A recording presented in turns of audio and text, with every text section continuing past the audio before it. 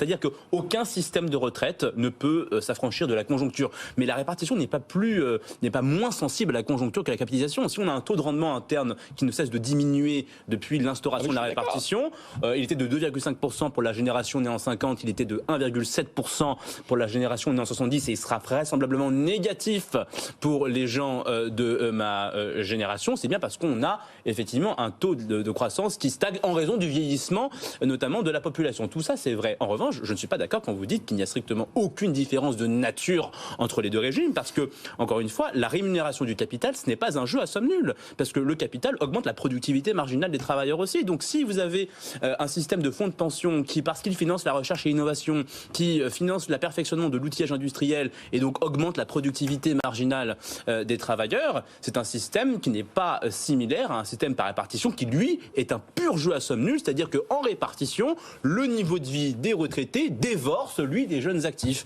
En capitalisation, le niveau de vie des rentiers est en principe la contrepartie d'un investissement productif qui a enrichi les jeunes actifs. Donc c'est là où je ne suis pas d'accord. Alors après, je trouve que le raisonnement s'entend, Jean-Marc.